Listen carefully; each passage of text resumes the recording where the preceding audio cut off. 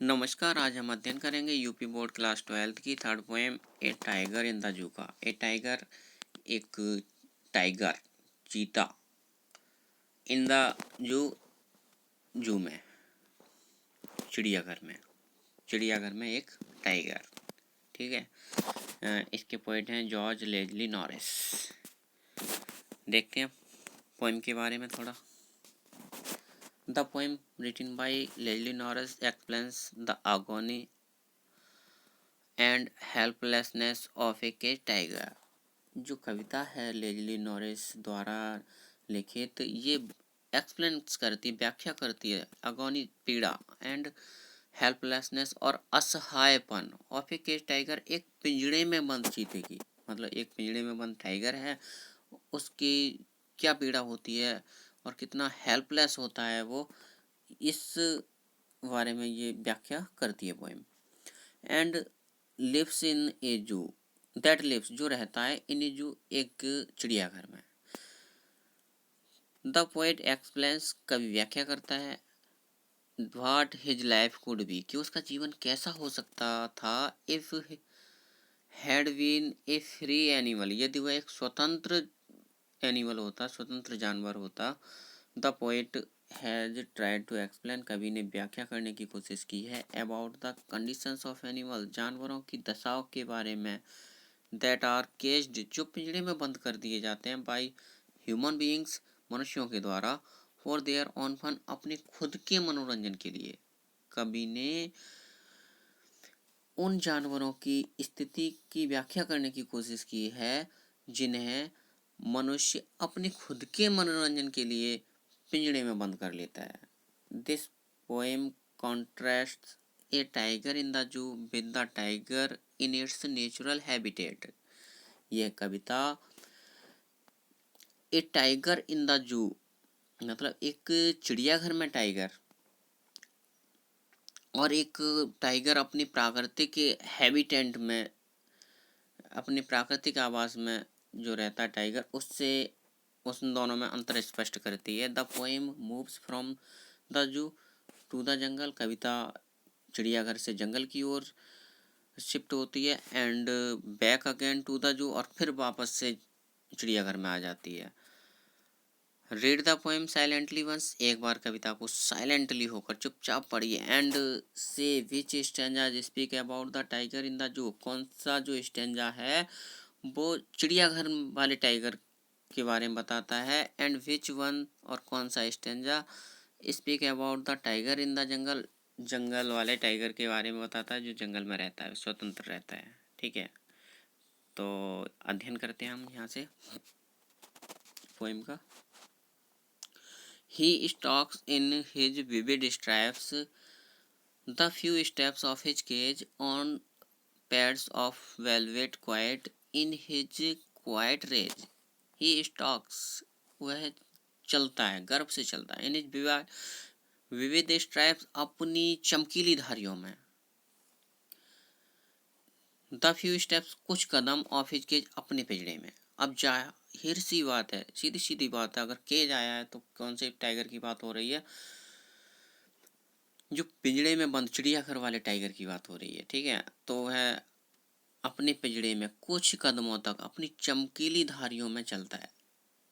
मतलब जो टाइगर है उसके बॉडी पर, उसके शरीर पर चमकीली धारियां हैं, और वह पिंजड़े में जो जितनी जगह है कुछ कदमों तक ही चल पाता है, जितनी उसके पिंजड़े में जगह है। On pads of velvet quite, on pads of velvet, उसकी जो पैर हैं वो गतिदार हैं, और जिससे क्या, क्वाइट, मतलब जब वह चलता है तो उसकी चलने की आवाज़ नहीं होती, बिल्कुल शांतिपूर्वक चलता है। In his quiet rage, in his quiet rage, और अपने शांत क्रोध में, अर्थात टाइगर रेज में होता, क्रोध में होता है, बट शांत रहता है क्योंकि वह पिंजड़े में बंद है, कुछ कर नहीं सकता, असहाय। तो एक बार फिर से इसका पूरा अर्थ देख लेते हैं फिर से। अपने शरीर पर चमकीली धारियों वाला टाइगर अपने पिंजड़े में कुछ कदमों तक गर्व से चलता है। उसके पैर गद्दीदार हैं, जिससे उसके चलने में आवाज़ उत्पन्न नहीं होती है। वह शांतिपूर्वक चलता है और वह क्रोधित होता है किंतु शांत रहता है।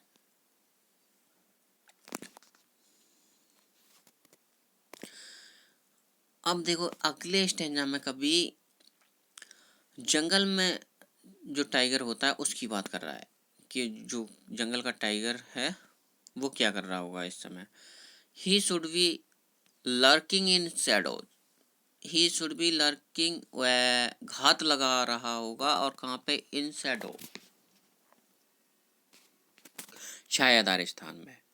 मतलब वह छायादार स्थान में घात लगा कर बैठा होगा। जो जंगल वाला टाइगर है जो अपने प्राकृतिक आवास में रहता है, नेचुरल हैबिटेट में रहता है, वो घात लगाए होगा। Sliding through long grass, sliding फिसल रहा होगा, थ्रू लॉन्ग ग्रास, लंबी घास से होकर, वह लंबी घास से होकर फिसल रहा होगा। Near the water hole, near the water hole, water hole कहते हैं तालाब। नियर द वाटर होल, किसी तालाब के पास। वेयर, जहाँ प्लम डियर्स, प्लम मोटे ताजे हिरन, प्लम डियर्स प्लम डियर मोटे ताजे हिरन पास गुजरते हैं, जहाँ से मोटे ताजे हिरन गुजरते हैं। अर्थात जो जंगल वाला टाइगर है वो किसी छायादार स्थान पर घात लगाकर बैठा होगा और लंबी घास से होकर फिसल रहा होगा, धीरे धीरे फिसल रहा होगा किसी तालाब के किनारे, जहां मोटे ताजे हिरन गुजरते हैं। यहाँ से आगे देखते हैं अगले स्टैंजा में कभी कौन से टाइगर की बात कर रहा है। अगले स्टैंजा में फिर से कवि ने जो जंगल का टाइगर है उसी की बात की है। He should be snarling around houses, he should be snarling, वह दहाड़ रहा होगा, गरज रहा होगा। अराउंड हाउसेज, घरों के आसपास। एट द जंगल्स एज, जंगल के किनारे पर, मतलब जंगल के किनारे पर जो गांव वगैरह होते हैं, जो घर होते हैं, उनके आसपास वह दहाड़ रहा होगा, गरज रहा होगा। वेयरिंग हिज वाइट फैंग्स, और अपने सफेद दांतों को दिखाकर। हिज क्लॉज, और अपने पंजों को। वाइट फैंग्स सफेद दांत, हिज क्लॉज और अपने पंजे, वह अपने सफेद दांतों और पंजों को दिखाकर और टेरराइजिंग, भयभीत कर रहा होगा या आतंकित कर रहा होगा, द विलेज, गांव को। वह गांव के लोगों को आतंकित कर रहा होगा। मतलब जो जंगल वाला टाइगर है वो घरों के, जंगल के किनारे बने घरों के आसपास दहाड़ रहा होगा या गरज रहा होगा और अपने सफेद दांतों और पंजों को दिखाकर वह पूरे गांव को ही आतंकित कर रहा होगा, वह गांव वालों के लिए आतंकित कर रहा होगा। अब देखो कभी फिर से जंगल के टाइगर को छोड़ के अब फिर से जो जू का टाइगर होता है, जो चिड़ियाघर में टाइगर होता है, उसकी ओर आ जाता है। But he is locked in a concrete cell, but किंतु ही इज लॉक्ड, वह लॉक है, बंद है, इन ए कॉन्क्रीट सेल, एक कॉन्क्रीट सेल में, बहुत मजबूत कोठरी में बंद है। हिज स्ट्रेंथ, उसकी ताकत, बिहाइंड बार्स, बार्स सलाखों के पीछे है, बार्स सलाखें, उसकी जो ताकत है, स्ट्रेंथ है, वो सलाखों के पीछे है।